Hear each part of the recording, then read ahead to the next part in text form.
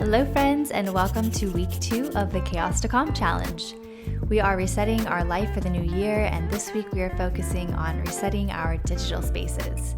If you're just tuning in, you can catch up on week 1's video down below. We spend so much of our daily lives connected to the digital, whether it's our inbox, our camera roll, or our favorite social media feed.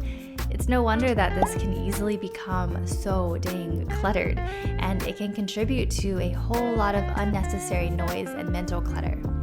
In this video, we are going to go step by step with ways we can refresh our digital spaces. You can pause this video and do it alongside me, or you can grab my handy little checklist in our Notion Challenge Hub linked below. Alrighty, let's clean it up and clear it out. Let's start with our computers. First, we're going to clear out our downloads folder. I think of downloads as a temporary folder, and anything important that you download should be dragged into the proper folder in your files. Whatever is left can be deleted, so go to Finder if you're on a Mac and empty your downloads into your trash. Next, we'll tidy up our desktop. I think of my desktop similarly to my downloads. It's a temporary space. I use Dropbox primarily to store my everyday important files that I need to access. That way it's backed up, it's in a cloud, it's safe, and I can keep as little as possible on my actual computer. So go ahead and delete what you can from your desktop. And then I actually like to keep one folder on my desktop called Declutter This. It's where I will drag things into this folder throughout the month, and then typically on a life admin day, I'll go through, sort it out, organize the files I need into Dropbox, and then I'll delete whatever is left and generally unimportant. All right, and lastly, if you have a screenshots folder, then be sure to clear this one out as well. This is another temporary folder that tends to get unnecessarily cluttered. So once you do this, we are going to empty out the trash and clear up all that new space. Next up, if you use Dropbox, then now's a great time to unsync any files that you no longer use or need and don't want stored on your hard drive. You'll still be able to access and re-download these files when you go to dropbox.com, but it just won't show up on your actual computer. And that way you can free up some space, but it's still stored safely in a cloud. Let's tackle the inbox.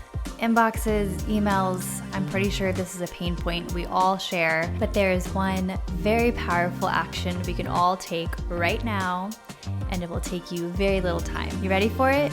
Archive all of the emails from 6 months ago and beyond. If you're watching this video and it's 2022 and you have emails in your inbox from 2020, it's safe to say you are off the hook from answering that email.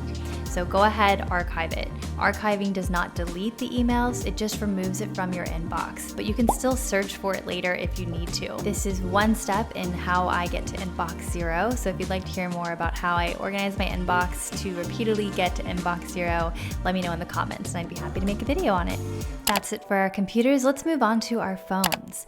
These days our phones are basically mini computers, and for me it's definitely the most cluttered digital space I have, and it's the area that I find the hardest to pause and reset, so I'm glad we are doing this together. If you're like me, you probably have tens of thousands of pictures and videos, and so the camera roll is the first thing that comes to mind to clear. I do not do this manually. I pay for an app called Gemini where it uses AI to help me delete blurred photos, duplicates, similar looking photos, and it's the best app that I've been able to find to help me clear through this.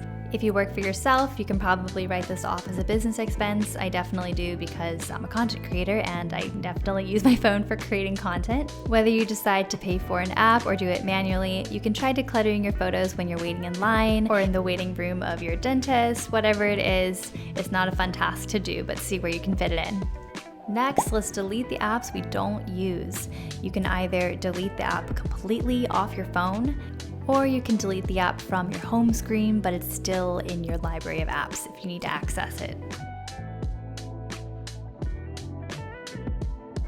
One of my favorite features that came with the iOS 15 update is focus mode. You can customize focus mode to silence your alerts and notifications, but you can also customize your home screen. A lot of people don't know this, so I'm sharing it here. I have a focus mode for my morning routine, and when I enable it, it switches to home screen so that I can easily access my Spotify and the different workout apps and meditation apps that I use. While I try not to use my phone in the morning, I do need it for these types of apps. This way, the apps I need are front and center, and the other apps are out of sight, out of mind. After my morning routine, I switch my focus mode to my work mode, which silences all of the notifications except for the ones that I would access while working, and it allows text and phone calls for a few select group of people. We've decluttered our computers, we've decluttered our phones, and now it's time to make these spaces intentional. We are in these digital spaces nearly every day, so energetically, we want it to feel good. And so that might mean that it's time to unfollow or mute any social media accounts that are not bringing you joy. It might mean removing distracting apps from your phone completely that you can just access on your desktop instead. But another area that I find is often overlooked is making our digital spaces look good. When something looks good and the color is calming, like your desktop background, your iPhone background, your calendar colors, it has a calming effect that can positively impact your mood and productivity. I personally love going on Canva to find different wallpaper backgrounds. I can customize it, make it my own, or I can just use a template from thousands of templates that are online. As a business owner, I use Canva all the time, and it truly just keeps getting better and better. So impressed. Beyond colors and aesthetic, I like to set the mood with a curated playlist. For me, Spotify is the cherry on top to my workday. I love jamming out. It gets me pumped up to finish my work. I do a lot of dance breaks. This is just how I operate. This is how I roll. I approach my digital space with as much care and intention as my physical space. I make it a place I enjoy being. Technology is only going to further expand into our lives, so let's do what we can to make it feel good now. All in all, it comes down to simplifying and remembering that you are the gatekeeper of your space.